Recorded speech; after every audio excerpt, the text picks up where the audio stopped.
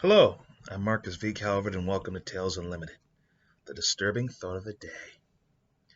Eco-terrorists who hook up with some rogue geneticists, and they make designer pathogens, poisons mainly, small-scale stuff, like, okay, let's kill this oil exec over here with something untraceable. Let's do something over here that'll make this person explode in his living room. Nice stuff like that. It's almost like they're pranking. At first, they weren't trying to kill him. And then, well, some of the people got arrested and some of the more radical members stepped up and took over. Now they're killing people. Well, they always had what they called the insurance policy in case they all got rolled up. They said, okay, you're going to let us go or the insurance policy is going to set off. And everyone knew that it existed, but only a handful of people knew exactly what it did. And when they get raided by the feds, backed up by superheroes, of course, those people die. They kind of went boom in one spot. So no one knows exactly what the insurance policy is. No one knows exactly where it is. What they can assure you is you have to let us go. And we all know, like, that if it doesn't see us as being free, it will go off. That, like, there's some sort of computer AI or algorithm or program that basically monitors arrests or incarcerations or basically the events of a raid. And if we stop operating, it goes off. Well, the police don't buy that, doesn't let them go, doesn't let them get back to business. Obviously, they're terrorists. So I was like, okay, we warned you. And so what happens is, maybe 5 years ago, they they kidnapped the children of some heavyweight industrial polluters, and they were never seen again. And they pumped them full of biochemicals. They wrapped them up in rare leaves, and they actually clogged them up with dirt. They actually put like soil in them, like genetically modified soil, but they didn't kill them. They they mutated them painfully, put them on life support, did all of these things to them, and buried them alive in the ground, and just kept them in some sort of like drug-induced stasis. And then the insurance policy kicks in, and the stasis inducing drugs cut off, the coma inducing drugs cut off, and they wake up hungry, stronger, sort of. See, they dig their way out. They don't look so human anymore. As a matter of fact, they have the characteristics of part people, part plants, um, except for the claws that kind of come out, extend, and retract as they wish. Um, they're all like ripped, even though they were kids, even though they've been in this state for, I don't know, 5 years. They're probably like teenagers now. They're able to move without hindrance. They're fast, they're strong, and when they feed on people's blood, one of their attributes actually spikes. So, like, say this is like five of them. One gets stronger, one gets faster, two of them get smarter, and one exhibits psychic tendencies. And they are like a tightly knit group. They're like a pack of hunters. And everyone they even scratch turns. And the person who scratched them, they'll submit to that one person and one person only, none other. So just a scratch, you turn. But more likely than not, they get you, they're going to like gang up on one person, and they like to share their kills. So you may actually have some of them like be imprinted to obey them all.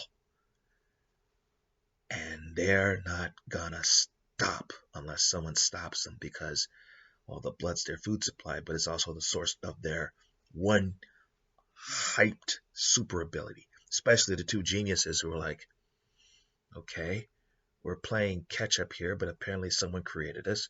Okay, here's how we're going to stay off the grid. Okay, here's what our objectives are for this world.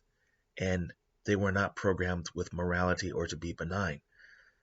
No, not at all. I'm trying to think. It's actually a coin toss to see whether or not they would retain their memories of the lives before, or if they had been properly brainwashed. When these guys did this, they probably assumed that they would go mad, crazy. And maybe the first four did, the stronger one, the faster one, the two smarter ones. But the psychic might be the only one holding them kind of in a civilized hive mind, like keeping them like completely on the rails instead of going off the rails. So naturally, that one has to take a bullet at some point. But maybe in the beginning, they just want to take over the world. But when the psychic goes down, maybe they just want to feed and destroy the world. Because if they feed uncontrollably, they just go at it. It is a doomsday plague. All right.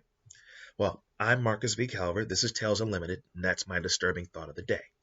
Please check out talesunlimited.net. That's where the podcast and the book links are. The podcast are the Battery Daily Prompt and a Disturbing Thought of the Day. Both are daily. The book links go straight to Amazon. Books are available in print and ebook. Check them out. What are these books about? Well, there's the Battery series. 200 unique writing prompts and a little wisdom on how to write the first novel. For anyone who might have lost years of their lives trying to write novels over the years. The logic is, here's a system. Follow it. It is rigorous and challenging, but if you go through it, you will have books to sell, a fan base to build, and a business potentially start while you're working on your first novel. On top of that, there's story fuel for anyone who wants to tell a story, any storyteller of any level, whether you're an evil GM, a short story writer, a game designer, comic book writer, screenwriter, or even a grizzled novelist with a ton of books who doesn't need help writing a novel. Fine. But 200 unusual writing prompts. Tell me you can't take one idea and turn it into something. Use it in an existing book or spawn a series of books. Also, there are anthology series, 2 of them. Unheroic, The Book of Schemes. Both of them are like New School, Twilight Zone, 25 stories in each book. Examples would be Unheroic's about unlikely heroes saving the day, so what if you had a story about Cupid running an escort service out of Manhattan and he's saving the day? Or Book of Schemes is about schemes of all stripes, twisted, diabolical. Okay. You're a Marine on a guard detail for a unique sniper rifle that's going to be stolen and used to kill the president or premier of China. I don't remember which one. Maybe start a war. And then there is the novel series. Think Sin City with superpowers. I call it iVillain. What is it about? It's about this dude named Benjamin Clyde, gentleman fixer. He wears a suit, he has a phone, and he has the best mercs in the world. Handpicked. Talented or powerful or both. He basically has supervillains on his payroll for the most part. And when people need stuff done, they come to him. Any side of the law, any military, any country, demons, organizations of power, anybody with money and a real job, if the job's legit, he'll take it. Until a job comes along that's not legit, he refuses it. Things get bloody. Someone gets dead. And that person's very dead. Well, that dead person's friends, who are very powerful, they say, okay, you're going to have to make amends. All right, what do I have to do? There's some back and forth, and in the end, he gives up his multi-billion-dollar empire and promises to fight crime in a place worse than Gotham. His life expectancy is a joke because no one knows about his past or about his superpowers that he's trying not to use. But he steps into the game. And after he saves the world a few times, he realizes that's where the real money is, because people who want to mess with the global status quo tend to have billions of dollars at their disposal to pay for, world-ending or world-conquering schemes. So he puts a team together and he calls it iVillain. That's his business model. Kill them, take their stuff. All right, I'm Marcus V. Calvert. This is Tales Unlimited. I'll see you tomorrow.